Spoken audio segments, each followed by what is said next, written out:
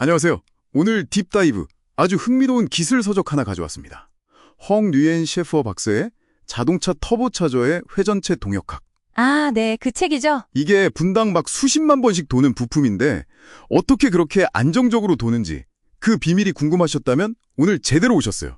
맞습니다. 이 책이 그냥 이론만 쭉 늘어놓은 게 아니라 저자가 보쉬, 말레 같은 데서 실제 일한 경험, 오, 또 깊이 있는 학문적 연구, 이 두 가지가 다 녹아있다고 하더라고요. 네, 그게 이 책의 정말 큰 강점이죠.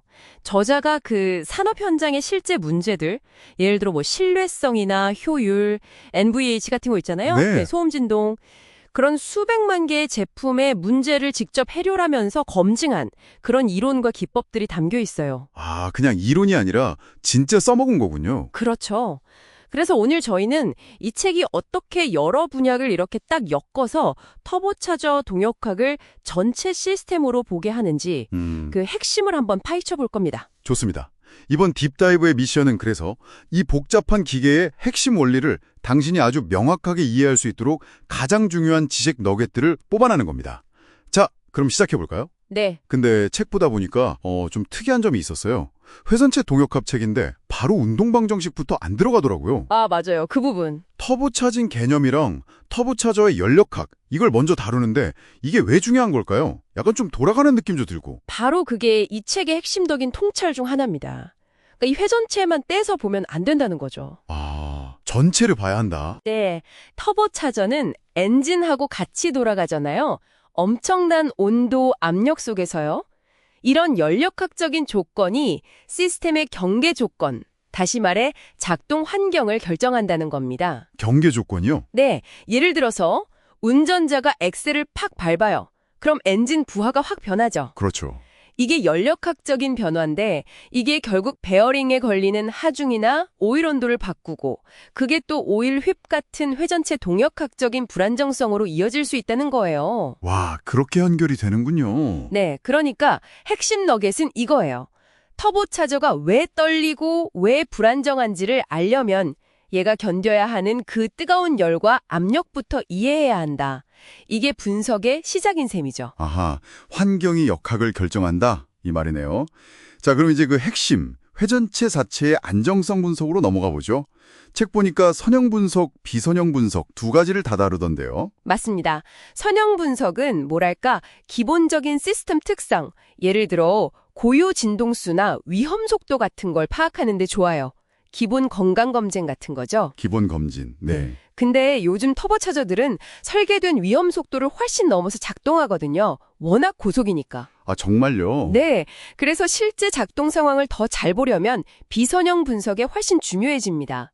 여기서 이제 자력 불안정성이라는 아주 까다로운 현상이 나와요. 자력 불안정성, 이름부터 어렵네요. 대표적인 게 오일 헐, 오일 위피입니다. 이게 단순 불균형 때문에 생기는 진동하고는 차원이 달라요. 오일헐, 오일휩, 이름이 비슷해서 좀 헷갈리는데 구체적으로 뭐가 다른 건가요? 이게 왜 그렇게 큰 문제예요? 아, 그거 아주 중요한 질문이에요. 오일 휩은 보통 터보 회전 속도의 한 절반 정도 주파수, 한 0.5x 정도에서 나타나는 진동이에요.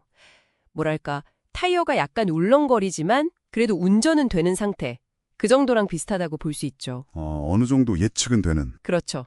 근데 오일 휩은 이 휘 주파수가 시스템의 고유 진동수랑 딱 맞아 떨어져 버리는 거예요.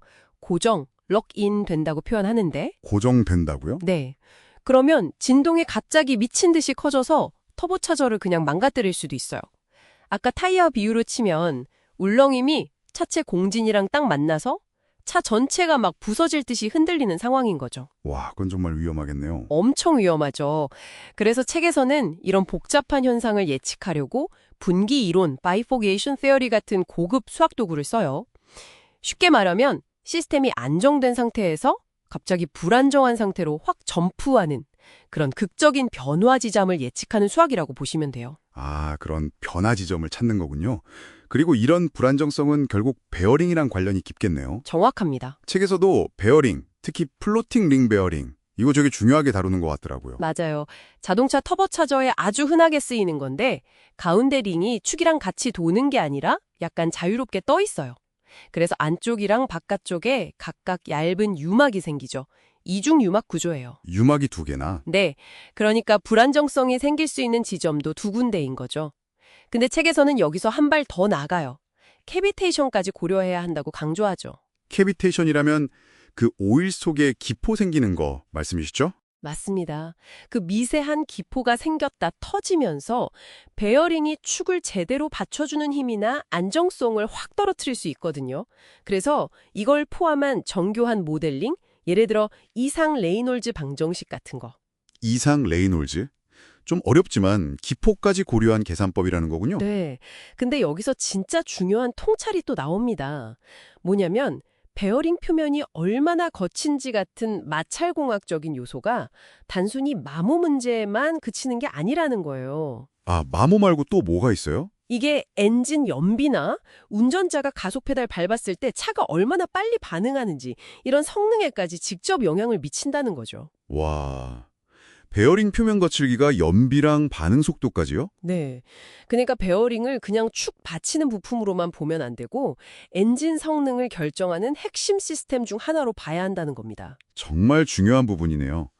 이론이랑 핵심 부품 이야기는 잘 들었고요. 그럼 이걸 실제 생산이랑은 어떻게 연결시키나요? 밸런싱이나 플랫폼 설계 같은 내용도 좀 나오던데요? 네. 이론적인 예측을 이제 현실 문제 해결로 가져오는 단계죠. 이게 워낙 빨리 도니까 아주 작은 질량 불균형도 엄청난 진동을 만들거든요. 그렇죠. 수십만 RPM이니까? 그래서 그걸 정밀하게 측정해서 무게추 같은 걸로 보정하는 이평면 배연싱 공정이 반드시 필요하고요. 또 비용 효율적으로 대량 생산하려면 핵심 부품을 표준화해야 하잖아요. 네, 그래요. 싸게 만들죠. 그래서 CHRA, 센터 하우징 앤드 노테이팅 어셈블리, 그러니까 터보차저의 회전 부품이랑 그걸 감싸는 하우징을 하나로 묶은 핵심 모듈, 이걸 표준화된 유닛으로 만들어요. 그리고 상사 법칙, 시뮬러리티 로즈라는 걸 이용해서. 상사 법칙이요? 네, 하나의 성공적인 설계를 기본으로 해서 크기만 조금씩 다른 다양한 모델들을 효율적으로 개발하게 해주는 원리예요. 이걸로 다양한 엔진에 맞는 터보차저 라인업을 쫙 구축하는 거죠. 깊은 이론이 실제 생산 전략으로 딱 이어지는 아주 좋은 예시입니다. 이야, 정말 알찬 딥다이브였습니다.